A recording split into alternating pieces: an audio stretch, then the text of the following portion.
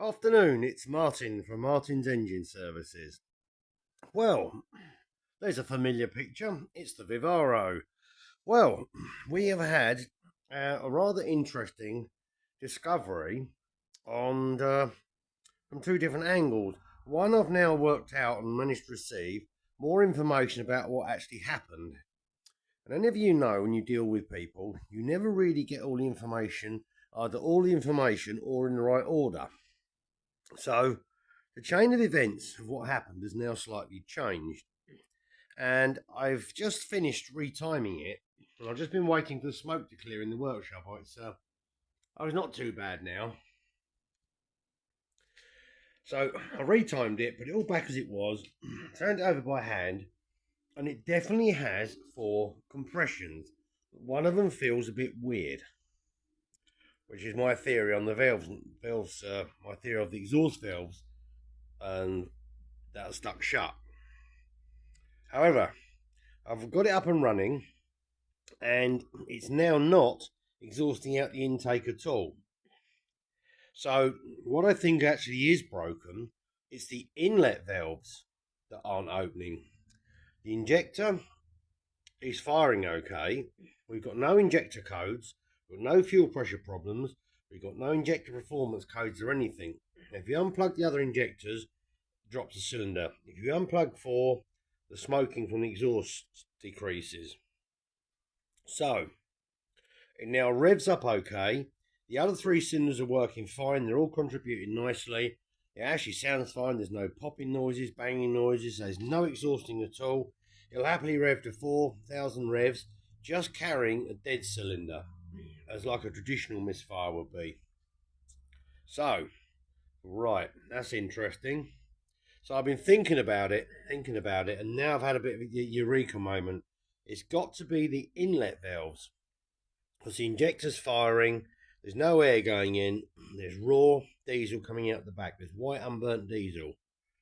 If we disconnect the injector, the smoking decreases. The injector must be sealing because it's maintaining fuel pressure all the time. Fuel rail pressure is fine. Desired and actual is fine. The fuel rail pressure doesn't decay instantly when you switch off, and it starts straight away, so it doesn't have to rebuild pressure. So I'm pretty certain there's nothing wrong with that injector. So, what I have found out is that what I thought had happened, but in a slightly different order and a very much different time frame. When I first looked at this earlier this year, it came to me, it started making the knocking noise and the rattling and the clanging noises, and it wasn't running that well. Now, he said it had been running fine, and it wasn't, evidently. So it arrived with me. I listened to it and went, whoa, that's piston hitting the head. That's going to be a big end failure, blah, blah, blah. Because his other one of these did that. So I thought, right.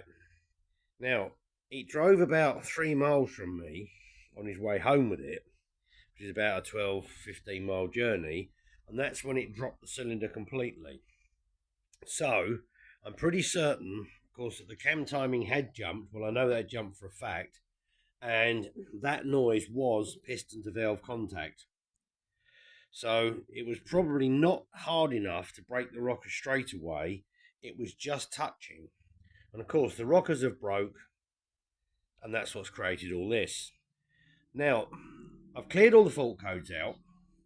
The only fault code in the engine now is obviously mass airflow sensor performance code. Well, basically it's now a remote sensor.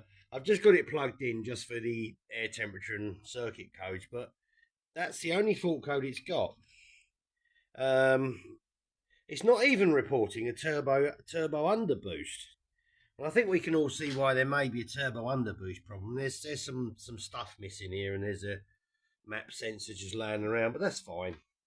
So I've got no other problems, no circuit codes, and interestingly enough, the I think it was PO340 camshaft position sensor range or performance code has now gone because everything's back in time.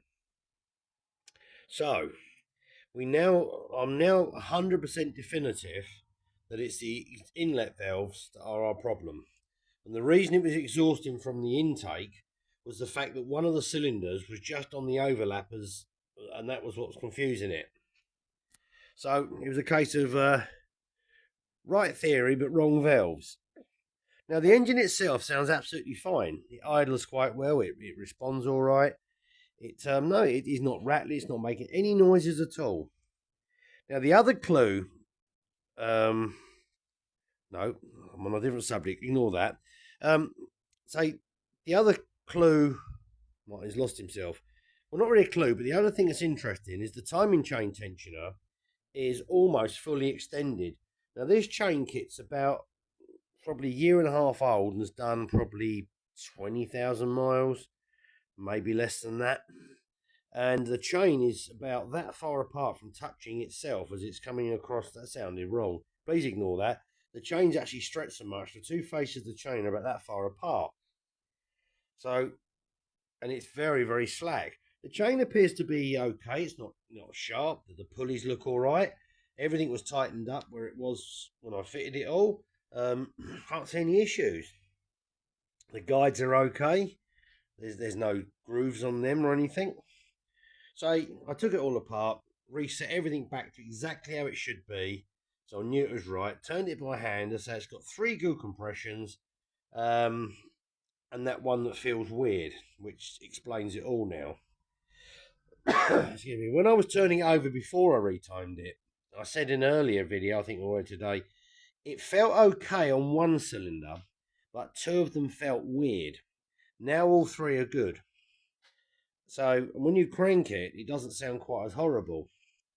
So I guess the only course of approach now is to attempt to get the injectors out. Rather than destroy anything else, I'm going to attempt to get the injectors out and see what happens. If there's no chance of these coming out whatsoever, then I'm going to have to destroy them in here to try and save this cover, and then we'll find another cylinder head. There is another couple of scrap engines come up for sale. One of them is not too local to me, but it's not hideous. It's got a good head on it, and the injectors have already been... Well, it's a complete engine, which has suffered another bottom end failure, but the injectors have all been removed. And I think it was about 85 or 90 pounds. So, again, it's totally complete. Flywheel, clutch, pulleys, turbo, everything. So it could just be the solution to do this, to repair this. So as long as I can save this cover, you're going to have to get new injectors whatever happens, because they are corroded through and they're probably going to fall apart in removal. But if I can save the one component, new injectors are going to have to be, and then say find another head, and obviously it needs a chain kit. But then there's no reason for me to pull this engine out. So I've decided to leave it as it is until the tools arrived. It should be with me tomorrow. And then on Sunday, I'll have a very serious go at removing the injectors and see how we get on. So the turbo can be replaced in situ.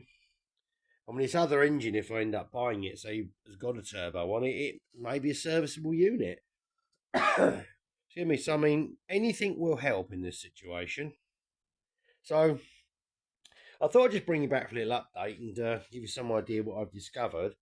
So, and I was pleased. I think it was a worthwhile exercise in retiming it, which has proven an awful lot of issues were caused by the valve timing. Because I was starting to get this feeling the head gasket had blown between cylinders, or something sinister had happened elsewhere because of this exhausting and this barking out the intake and everything else. But that was just caused by the timing error. And now we've got rid of all the other codes and everything else. I think that was a definitively good idea and a way to go. So I'm pleased about that. So I'm having a bit of a tidy up now. I'm going to optimistically pour an awful lot of penetrating fluid around those injectors. Please feel free to laugh at Martin's optimism. I'm laughing at it. And I'm out tomorrow visiting my dad, and got a couple of errands to do. He needs a couple of things sorting out, so I said I'll come and sort them out. Get that done for him before the winter. The inevitable shed. What are we doing? No, not shed roof. I did that the other day. Oh, what have we got to do?